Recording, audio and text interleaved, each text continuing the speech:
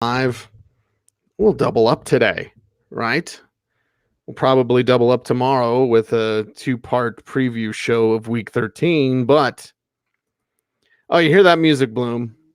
Now, we can't play it on YouTube, but we'll bump in with it on Spotify, on Apple Podcasts, and William Devon, man. Yeah. Yep. Be thankful for what you got. Beautiful way to start this show every single year. It's a Thanksgiving tradition. It is. Football, part of our Thanksgiving traditions. Food headed to Rouse's. That's the secret, the local secret. Just go get your Thanksgiving food at Rouse's. Family, friends, loved ones.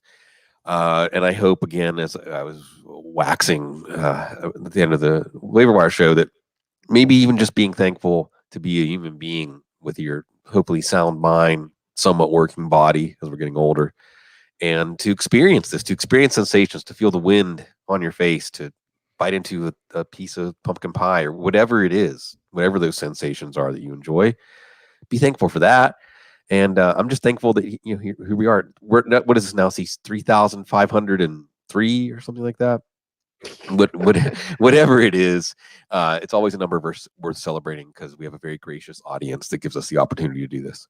Yeah, and we're going to go over the Thanksgiving Day games here. Again, this is kind of just get you set for Turkey Day. Then we've got our 2-part preview shows coming out tomorrow, so that way we'll be off on Friday, as off as we can be. But Chicago and Detroit is the first game up here on Turkey Day, and well, it's not really a good one or a great one. But for Chicago's side, it can be more bountiful. Let's get a bunch of Thanksgiving references. Could be a lot of gravy in here, right? Well, where's the cranberry sauce? And maybe not bountiful from the running backs, David Montgomery.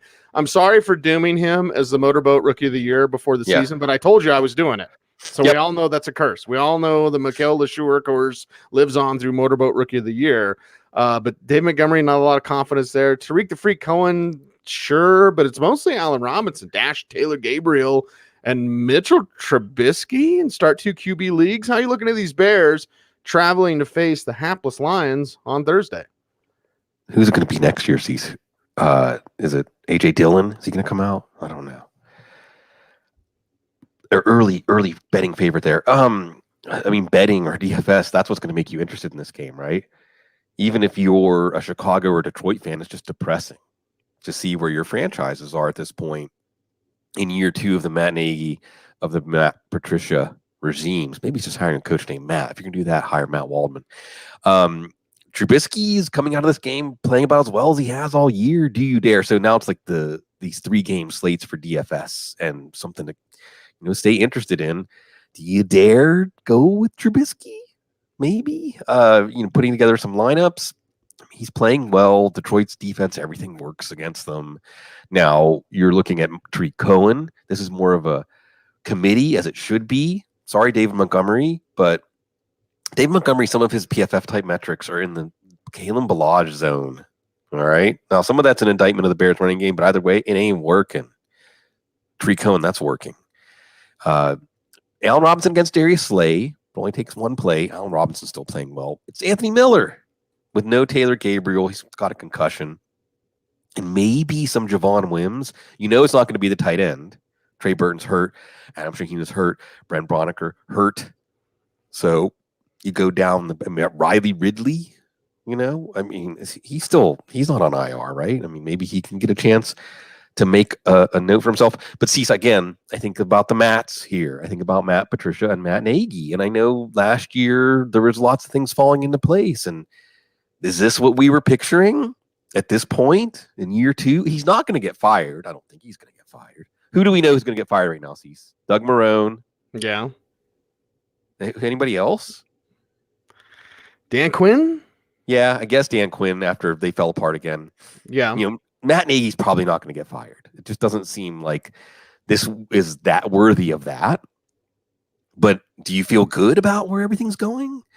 And again, if Mitchell Trubisky plays his best month of NFL football in December of his career, is that good? Is it good for them to continue to invest in building around him and not sign a Cam Newton? Nick Foles, trading for Nick Foles, that sounds terrible now. Should have left him in the mystery box like Eric Stoner said. So again, I look at this and I think about DFS and I think about the straight up fantasy angles we talk about, but I really think about where this franchise is and if it's a good place. I think about Bo Scarborough, as our man Jacobo Moses has that in the chat room, which is fired up. Let's talk about Bo Scarborough and the Lions side of things with Jeff Driscoll slinging it to Kenny Galladay, Marvin Jones Jr. Now, this is the early game on Thanksgiving, of course, as we're going in order. 10:30 Mountain Time, the forgotten time zone. But Bloom, it means you won't yet have the tryptophan nap. No. But will you be happy when this game's on in the background during your Thanksgiving celebration? Here, Cease. It's 2019. Even though there's football and the tradition of football, go in the kitchen, help mom or sister or aunt or wife, help them. Ask them what you can do during this game. You know, is it really that important to sit and watch Chicago, Detroit? Like you said, it's now. What is the ideal time for Thanksgiving dinner?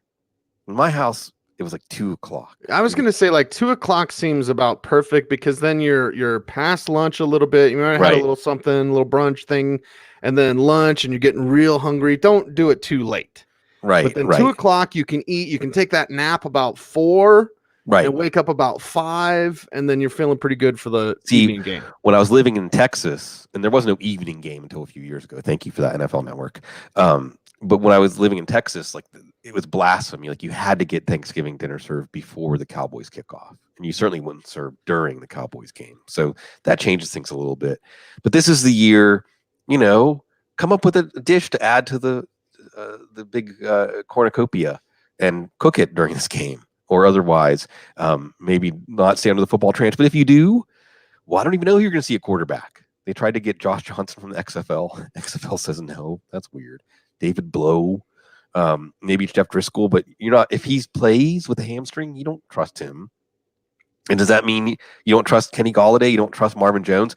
Look, the Bears defense is it's the Bears defense, right? Like here's you want to give yourself a reason to watch the game for DFS when Detroit has the ball.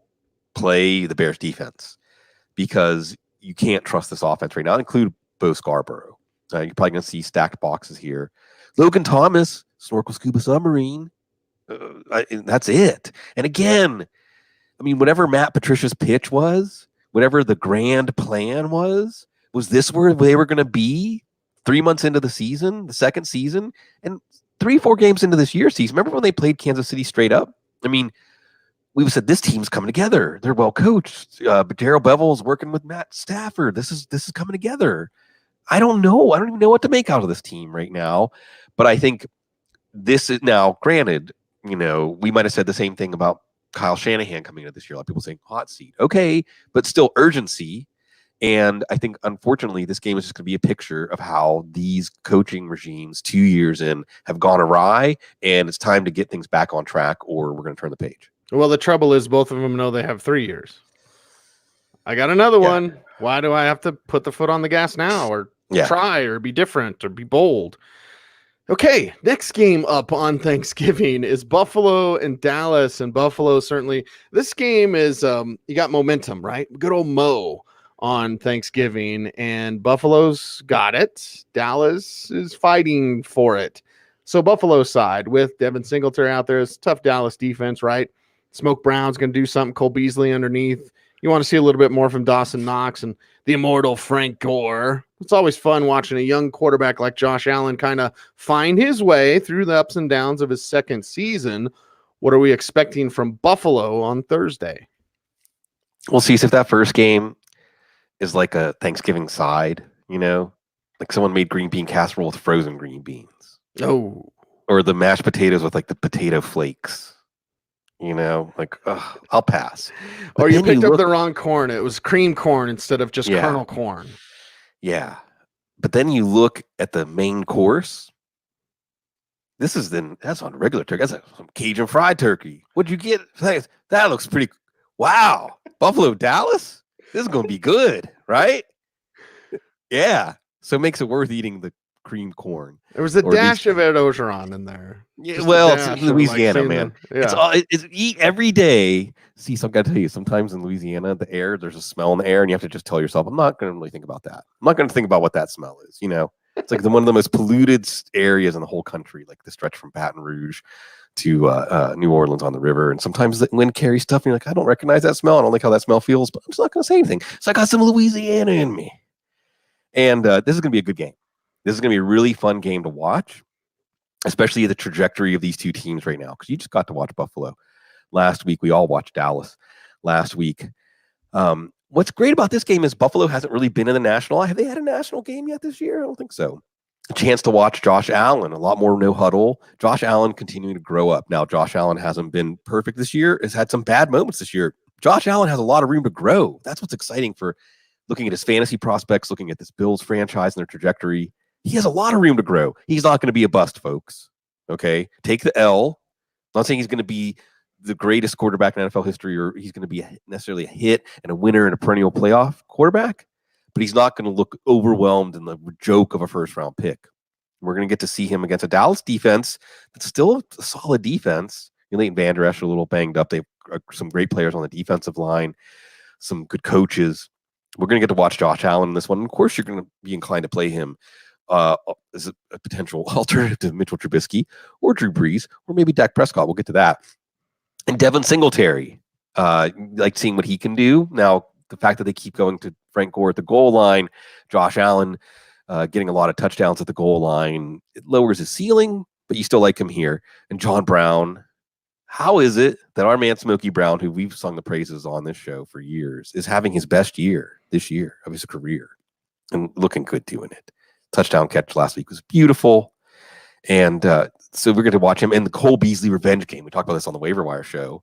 The Cowboys actually talked him into staying on the team. That was the year Cecil went and covered the Cowboys training camp when it was the Dallas-Denver joint practices for your radio station, because they talked him into staying with the team.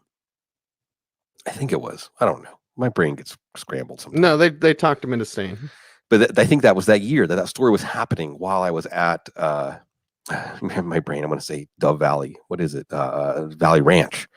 Frank Gore victory lap after what he did last week. Not so much for fantasy, but it's going to be a chance to see this Buffalo offense and the key parts of this Buffalo team as they try to get over the hump. Because right now, what are they, 8-3? It seems like they're going to coast to the playoffs, but they still have Pittsburgh. They still have New England. They still have Baltimore. They have Baltimore, yeah. Mm-hmm. So you lose this one, and then all of a sudden you find yourself 8-7 going into a game against the Jets, who would love to play spoiler. So, I mean, this is an important game for Buffalo. I think this is a game that mentally, spiritually, physically, they're ready for.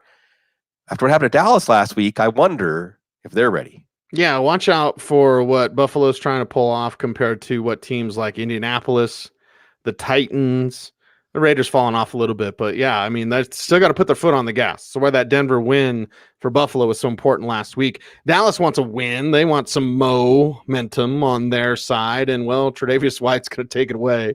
Amari Cooper, right? But at home, Amari Cooper, very good. And Michael Gallup and Randall Cobb. And not as much as Ezekiel Elliott, but it's Thanksgiving, right? I just want to see him jump in the Salvation Army kettle again. Yeah. Let's do it up. Let's do it up, Zeke. Let's do it the right way and see if, they feed Zeke as much as they should. But teams have been angling to take away Zeke. That's opening things up for Dak Prescott. Thanksgiving Day memories. I was actually at the game, the Randy Moss Thanksgiving game. Remember that one? I think it was 98. Whenever they just humiliated the Cowboys back at the stadium. They put a hole in the roofs. God watch. So Dallas, right? Was it the conditions? Was it Bill Belichick? Was it the coaching? Is it bad that we're actually just thinking more about making excuses for this team than anything else? Jerry Jones seems like he's getting frustrated. They're not going to make any coaching changes right now. You watch the special teams. That was a critical point of failure last week, too. Dak Prescott probably rights the ship. The interesting thing here, though, is what Dallas probably wants to do, go into a shell and just give the ball to Zeke 25 times, is actually attacking the weakness of the Buffalo defense. And yes, is it crazy to bench Amari Cooper, dance who brung you Marcy Rossman? Well, Tre'Davious White, I mean, Cortland Sutton didn't do anything last week, but it was Brandon Allen, Dak Prescott. But again, the Cowboys coaches. I'm thinking, I'll probably project Cooper a little bit ahead of Cobb and Gallup. They'll all be wide receiver 3 flex types this week. Maybe Cooper, a low wide receiver 2. So certainly in DFS, you're going to proceed with caution here and probably think it's going to be a Zeke game. And then the other things we're going to watch here, again, does Tony Pollard get more involved? Blake Jarwin over Jason Witten. It's time. Jason Witten has just been a liability. Every game is important. So here's the deal, right? I mean, as long as Philadelphia keeps winning out, that Philadelphia-Dallas matchup's basically going to be for the division. And if you're Dallas, you have Buffalo, and you're looking ahead and saying, wait, Philadelphia gets Miami. That's not fair. Well, that's the schedule, and this thing can tighten up really fast if they don't win this game, or they might even find themselves in a spot where the game isn't as important. Dallas still has to play the Bears. Dallas still has to play the Rams. In that same stretch, Philadelphia plays the Giants and Washington. So, yeah, hopefully we're coming out of this game, if you're a Cowboys fan, not making excuses for anything, because the margin of error is getting smaller. Okay, final game we're going to talk about, and it is the New Orleans Saints. Too bad it's not in New Orleans, but we already saw this game once this year in New Orleans, and here's the revenge game. There's no Cole Beasley involved, Bloom, but here's your revenge game, because it's New Orleans traveling to Atlanta, and it's Drew Brees away from the Superdome, but it's Drew Brees pissed off that Atlanta is their main rival and will want to take it out on them in a big way. You're going to start Michael Thomas. You're going to start Latavius Murray. You're going to start Alvin Kamara, blah, blah, blah. Jared Cook. Is there anybody else? Does Ted Ginn catch another touchdown, or Traquan Smith get wide open again? Like, it's amazing what they're able to do offensively, Bloom, when they really only have like a couple of main players and nobody else in the wide receiver group stepping up. No, and they don't really need anybody, not with Jared Cook doing what he's doing. So the Atlanta defense has turned back into a pumpkin pie. You know, they're easy like Thanksgiving morning. Drew Brees is heating up. He might be the best quarterback pick on your Thanksgiving slate. Alvin Kamara continuing to get involved as a receiver, so a high floor, maybe not a high ceiling with Latavius Murray, who's still running well. You know, maybe he's the guy. If you're projecting the stack here, to be like the New Orleans defense on the road and Murray. Michael Thomas record watch, and he's playing that well. One thing I want to point out about Jared Cook, he's had 3 good games, 2 fantastic games really for fantasy, or 1 fantastic, 1 good, 1 okay. But if these 3 games for Jared Cook were in weeks 2, 3, and 4, we would say, wow, he's on his way to a top 5 fantasy tight end season. You know, it's going to be Ertz and Kittle and Kelsey, and then Cook's like the next guy you want probably. And Hooper, you know, we've seen some other guys, Henry. But Cook will be right there with those guys. Now consider that the last 3 games are the 2nd, 3rd, and 4th full games that Brees and Cook have played together. And we talked about this on the recap show, Cecil. Yeah, play Jared Cook. Jared Cook is your tight end in your DFS lineups for Thanksgiving. Brees could have easily thrown 2 more touchdowns to him last week. There were 2 he had a chance to get. He's trusting him. Huge bye week implications. Huge home field implications here. Remember, San Francisco still has to play Seattle again. San Francisco's 10-1. They play Baltimore this week. So the Saints could still get home field throughout the playoffs. We could be back here for the NFC title game. I don't know. This is the kind of game, everything went wrong for the Saints when they lost to Atlanta here in New Orleans. They won't come into this one with their gloves down. Atlanta side, who's going to play? Right. Seriously. And I know I hate those practice estimation. They didn't hold a practice, but here's their injury report.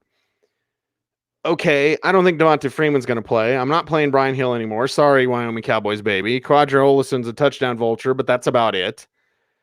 Calvin Ridley, sure. Austin Hooper's not going to be back yet. Most likely, although he's pushing to be back sooner. We thought he'd miss, into December. He might just miss the month of November, basically. But Matt Ryan here, like, so many injuries. How many Falcons, if any, can you trust? We're watching to see if Marshawn Lattimore will be back. And that would hurt the Matt Ryan and Julio Jones case to be in your lineups. I mean, Julio Jones is in your redraft lineup, no matter what. Matt Ryan didn't get it done against Tampa. Why are you going to play him this week? I don't know about that. Saints defense, though, made Kyle Allen look good. So confused. Who cares who's a running back, even if it is Devonta Freeman? Julio Jones is banged up. The number of body parts that need treatment is growing the list. It's probably Calvin Ridley, and Ridley looked good. It's a joy after Calvin Ridley broke the injury seal last year, never quite looked the same. To watch Calvin Ridley in week 12 last week, and he looks just as swift, just as explosive as you would ever want him to look. So Calvin Ridley's the guy here. Jaden Graham had one catch, but he wasn't really working. It's probably Russell Gage as the struggle target, right? So if you're picturing this game, because the Atlanta fans, home field advantage. I mean, I imagine there'll be more people traveling from New Orleans, and at least they'll be louder. It's not really going to be a home field advantage kind of game. You could easily see this one getting away again. Latavius Murray, New Orleans defense, and then Russell Gage. He's the struggle target without Austin Hooper. So there was a time, before the season, we'd say, "Ooh, that's going to be fun, Thanksgiving night." But Right. now it's going to be a chance to let the stripped fan kick in. And then if you didn't help during Chicago and Detroit cooking or doing, then it's time to help during this one. Clean up, do some dishes, put some stuff away. Mm-hmm. We're trying to make the world a better place. Don't break any plates. Drink some whiskey. Always. Yeah. One for me, one for you. Nice little Two tumbler. for me, one for you. Right, get a little tumbler. Yeah, Irish coffee. I'll do dishes. Throw that in there. A little coffee and Kahlua. Whatever. Yeah, it's all good. And have a great Thanksgiving. As we did the show in 20 minutes. Yeah, we could spend 20 minutes thanking everybody and thanking our audience first and foremost. I'll go first, Bloom. And we say it a lot, but we mean it a lot. We mean it every time we say it. Doing right by others, being appreciative for what you have, working hard for what you want to get, and being a good person. I think the key in life is don't be an ass. I could finish that a little bit more, but YouTube would bang us, and I'd have to say, sorry, Joe. By saying YouTube banging us, I probably should say sorry, Joe, anyway, as I try to be serious and be a smart ass at the same time. Better than being a dumbass. A lot of ass talk here, Bloom, on Thanksgiving. Thanksgiving ass. But really, it's about being good to your fellow man, about understanding that we're all connected. It's about knowing that there are struggles of people that you may not even see, that you may not even guess, you wouldn't even know. But there are people that are struggling. So reach out, be a good friend, be a good family member. And you may have family members that are asses themselves. You may have family members that you completely disagree with on major issues. You can put the picket sign down for Thanksgiving. Even if they don't, right? Even if they're still an ass and they're still bringing up the stuff and be better than that. And remember, as an agent of unity, Bloom, I always try to bring people together. I always try to talk rationally and passionately and reasoned with people that disagree with me on issues, even family members. And I know that adds to the stress, right? There's a lot of stress and depression in the holiday time of year. But then you throw in, yes, politics. I'll bring it up, Bloom.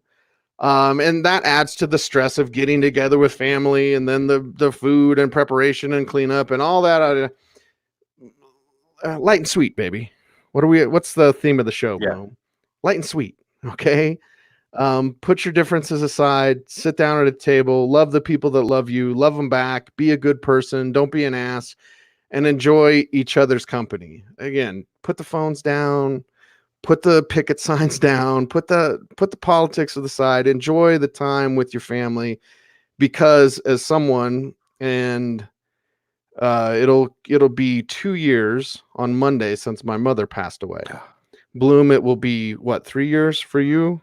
Maybe even 4 years? My mother passed away in 2012. 2012. Oh my God. See how it goes by? Yeah. What we wouldn't give to sit down at the table with them again, right?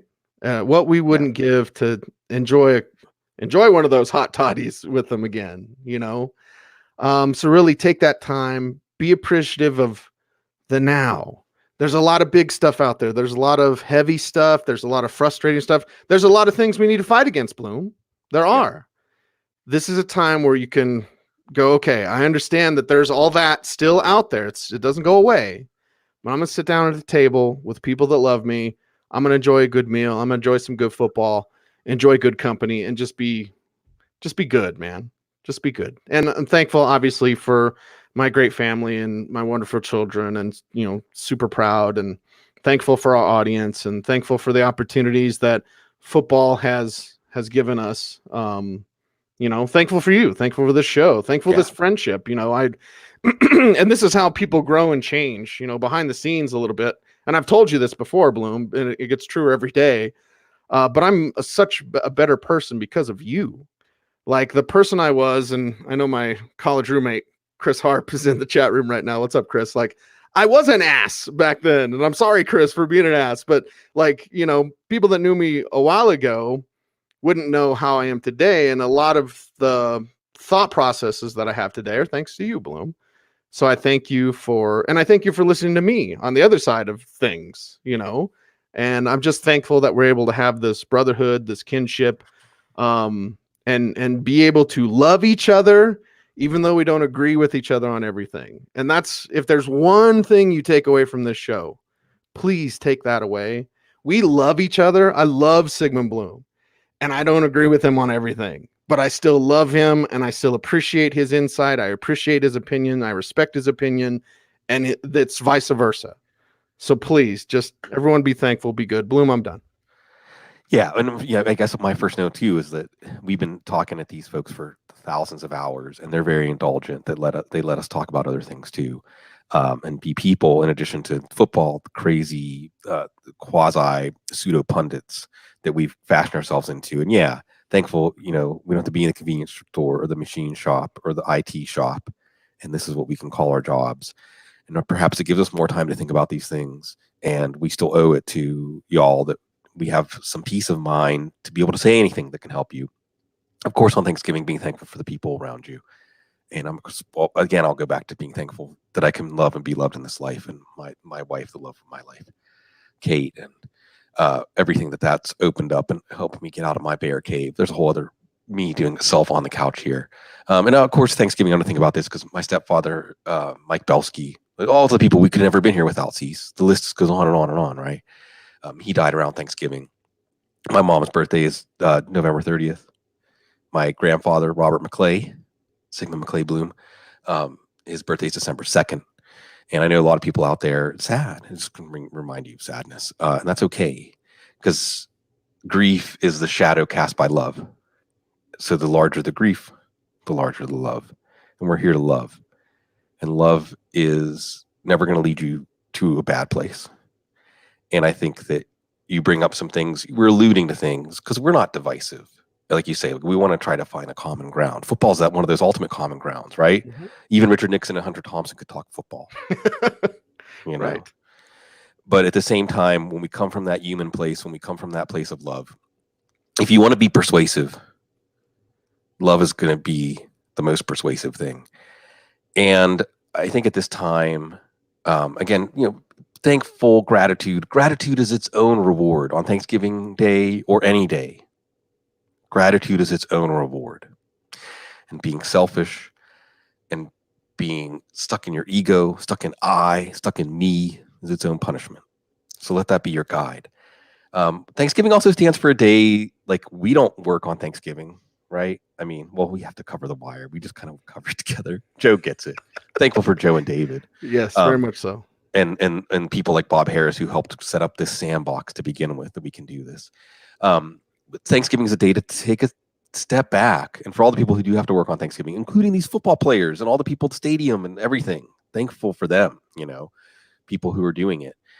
But you take a step back and you try to just breathe a little bit and enjoy people or enjoy whatever it is. If you want to play video games all day and talk to your video game friends, because those are the people you appreciate, that's okay. People, as long as it comes back to people. And the older I've gotten, the more, because when I was younger, I thought it was about like being on the winning side or being right or being righteous. And those things are still drives. Those things are still important drives. But the wheel's going to keep turning. And that tension is actually the spark that turns the wheel of civilization. It turns the wheel of the universe. The universe is full of cataclysmic creation and destruction. And we are no more exempt from that than anything else that's made out of the molecule of the universe.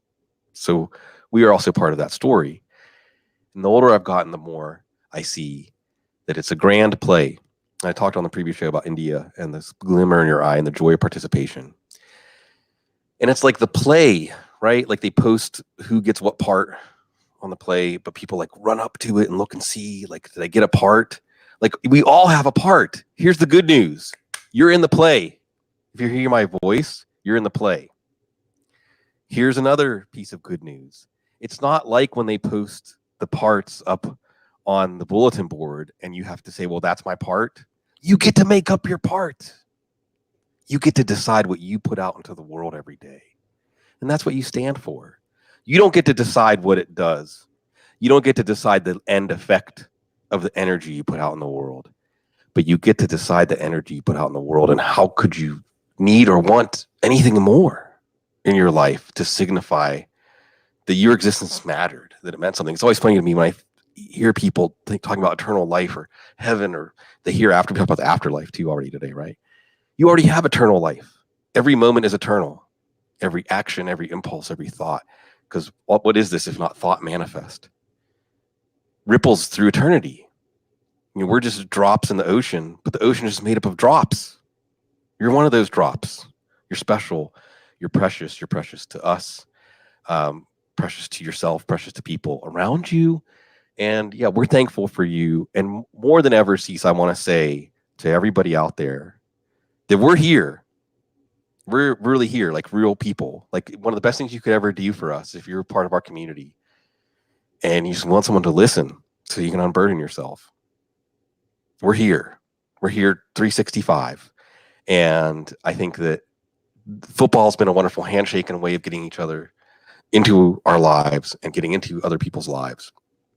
But that's just a handshake. There's more to come, and there's always more football to come. Tomorrow, we'll break down 13 games. Tomorrow, right here on this show. Very well said. Namaste. Peace and love be with everyone out there. He's Sigmund. I'm Cecil. We're the Audible. Stay tuned. Stay nappy. Because those tryptophan naps are a thing. And then stay frosty.